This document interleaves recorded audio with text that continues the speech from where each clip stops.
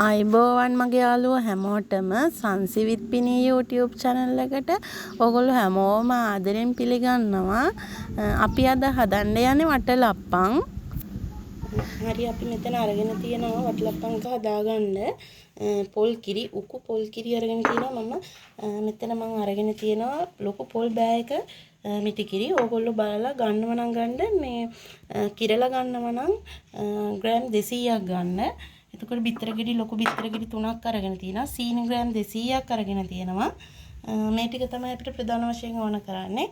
හරි අපි යන් දැන් සීනි ටික කැරමල් කරගන්න.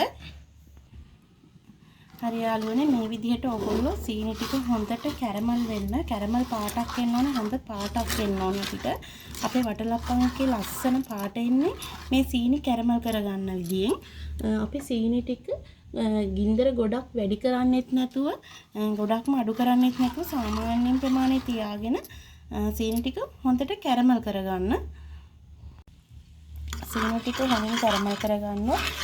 එකම විදිහට තියෙන්න දෙන්න එපා. ටිකක් මේ විදිහට කලවම් කරන්න. හරි අපේ සීනි එක හොඳින් කැරමල් වෙනවා. ඕගොල්ලෝ මේ විදිහට ටිකක් කලවම් කරන්න ඕනේ. නැත්නම් සීනි එක එකම විදිහට කැරමල් වෙනත් තරරහ වෙන්න පුළුවන්. හරි අපි දැන් මේකට පොල් කිරි ටික එකතු කරගමු. වතුර චුට්ටක්වත් ඕගොල්ලෝ එකතු කරගන්න එපා. හරි මේ විදිහට අපි පොල් කිරි ටික එකතු කරගමු.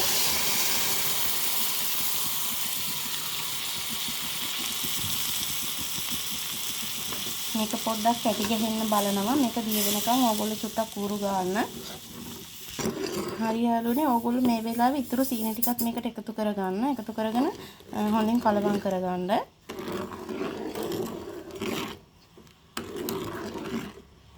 හොඳට සීනි පැණි එක අපි උණු කරගන්න ඕනේ. මතක තියාගන්න මේකට වතුර චුට්ටක්වත් එකතු කරන්න එපා. අපි පොල් කිරි දාලා තියෙන්නේ. ඒක නිසා හොඳින් පැණි එක මේ පොල් කිරි එකේම උණු කරගන්න. හරි යාළුවනේ දැන් අපේ සීනි ටික හොඳට උණු වෙලා තියෙන්නේ. මේ බලන්න බිඳුව වැක්කිරෙන පදම තියෙනවා. ඒ පදමට ආවම කැඩි කැඩි තමයි වැටෙන්නේ. දැන් අපි ලිප ඔෆ් කරගමු. අපේ පැණි එක හොඳටම නිවෙන්න ඕනේ. අපි බිත්තර එකට එකතු කරනකොට. හරි දැන් අපි බිත්තර ටික හදාගන්න යමු. මේක මෙන්න හොඳට නිවෙන්න තියන්න. හරි යාළුවනේ මේ අපි දැන් අපේ බිත්තර ගෙඩි තුන අපි මේ වගේ බෝල් එකකට දාගමු. හරි යාළුවනේ අපේ බිත්තර ගෙඩි තුන අපි මේ විදිහට කඩාගත්තා. දැන් අපි මේක හොඳට කලවම් කරගන්න ඕනේ. මේ වගේ විදිහකින් ඔයගොල්ලන්ට පුළුවන් මේ විදිහට හොඳට කලවම් කරගන්න. අපි විනාඩි 2ක් විතර හොඳින් මේ විදිහට ගහගමු. හරි යාළුවනේ දැන් මේ වෙලාවේ අපේ පැණි එක හොඳටම නිවිලා තියෙන්නේ. දැන් අපි මේ වෙලාවේදී මේක එකතු කරගන්න යන බිත්තර එකට ඕගොල්ලෝ මතක තියාගන්න චුට්ටක්වත් රස්නෙන් එකතු කරගන්න එපා. මොකද මේ බිත්තර එතකොට කැටි ගහන්න බලනවා පොඩ්ඩක් හරි රස්නේ තිබුණොත්. මේක දැන් හොඳට චුට්ටක් උක්ක වෙලා තියෙනවා. මේ විදිහට එකතු කරගන්න බිත්තර එකට. ඕගොල්ලෝ මගේ channel එකට අලුත් කෙනෙක් නම් මාව subscribe කරන්න. අද නම් ඕගොල්ලෝ මගේ වීඩියෝ වලට එකතු වෙන්නේ බලන්න කමෙන්ට් කරන්න. හරි අපි මේ විදිහට පැණි ටික එකතු කරගත්තා.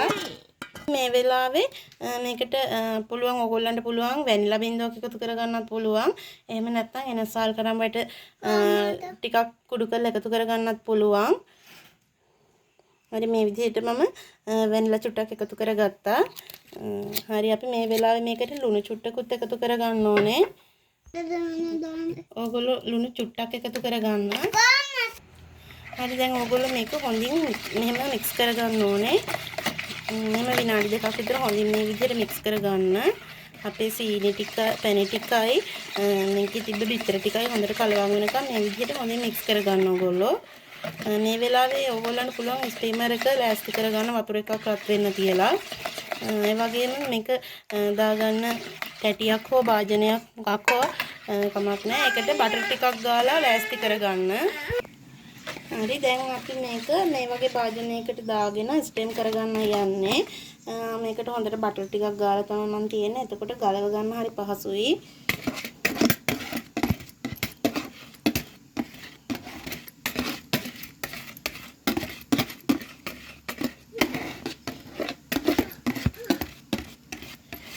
අද රයිස් කුකර් එකේ තමයි මේක ස්ටීම් කරගන්නේ. මගේ වතුර එක දැන් හොඳට උතුරනවා. මේක ඔයගොල්ලෝ මේකට හුමාලේ යන්නේ නැති වෙන්න හොඳින් උඩින් වහගන්න.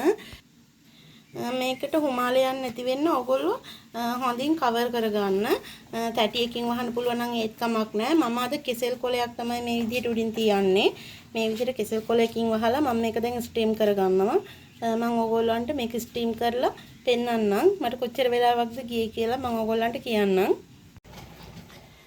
හරි යාළුවනේ මේ තියෙන අපේ වටලප්පන් එක මම දැන් එළියට ගත්තා.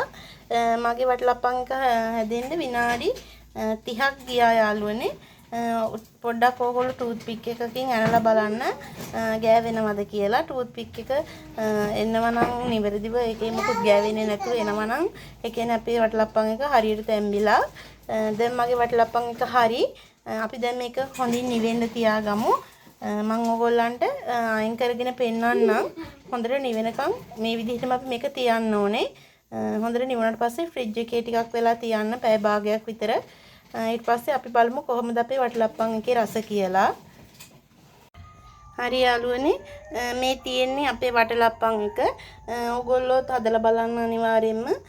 මේකට ලොකු දෙයක් අවශ්‍ය වෙන්නේ නැහැ. බිත්තර ටිකයි, බිත්තර කිරි 3කුයි, සීනි ග්‍රෑම් 200කුයි, පොල් කිරි චුට්ටකුයි විතරයි ඕන වෙන්නේ. ඕගොල්ලන්ටත් පුළුවන් ගෙදර තියෙන දේවල් වලින් මේක හදාගෙන රස බලන්න. අනිවාර්යයෙන්ම ඕගොල්ලොත් හදලා බලන්න. එහෙනම් යාළුවනේ ගිහිල්ලා එන්නම්. ආයෙත් අලුත් වීඩියෝ එකකින් අපි හම්බෙමු. ඔයාලට බුදු සරණයි.